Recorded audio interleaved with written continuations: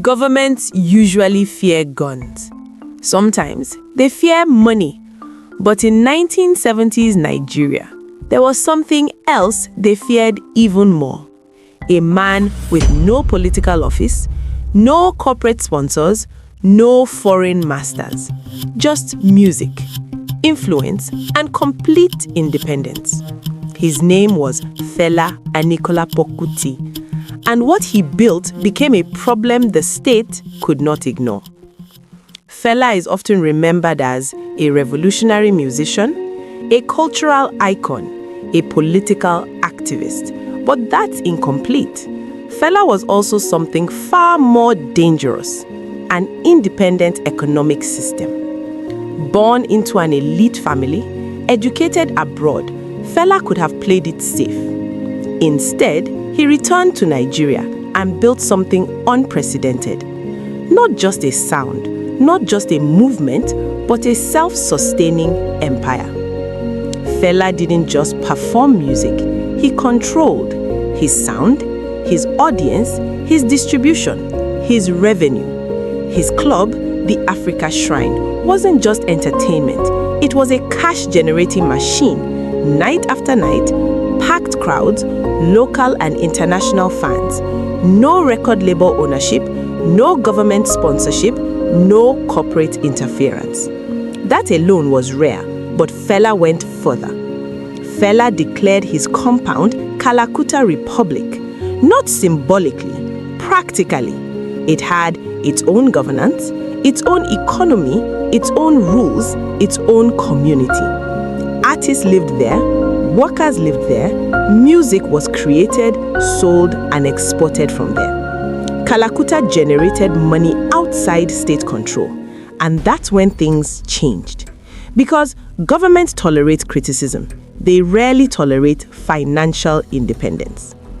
Fela didn't just criticize corruption, he named names, he mocked power openly, he refused to apologize. Songs like Zombie, Coffin for Head of State, Authority Stealing, they weren't metaphors, they were indictments. Crowds listened, youth repeated the lyrics, the message spread faster than newspapers. And suddenly, Fela wasn't just an artist, he was competition for influence. The response was brutal. Kalakuta was raided repeatedly, equipment destroyed, records seized, people beaten.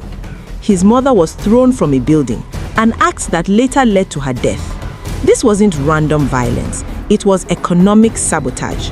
If you can't silence the voice, you destroy the system that sustains it. Yet Fela rebuilt, again and again. Here's what made Fela different. He didn't rely on state validation, he didn't rely on foreign donors, he didn't rely on corporate partnerships. His power came directly from the people. That made him unpredictable, uncontrollable, unbuyable. And in systems built on control, that is unacceptable. Fela's story teaches a brutal truth about power. True independence comes with a cost. When you own your platform, control your revenue, speak without permission, you remove leverage from those in power. But you also remove protection. Fela paid for independence with arrests, harassment, loss, isolation. Yet he never surrendered ownership. Fela didn't die wealthy in the traditional sense, but he left behind something rarer: cultural capital, ideological ownership, a blueprint for creative independence. Today, Afrobeat dominates global charts. African artists demand ownership. His sons continue the movement. The system failed to erase him. Fela wasn't punished because he made music. He was punished because he proved you could build power outside the system. And when independence becomes visible, authority feels exposed.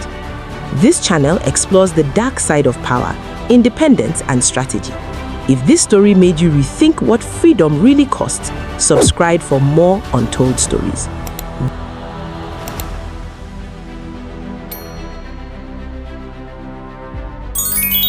This video is based on historical accounts, biographies, and public records. It is intended for educational and documentary purposes.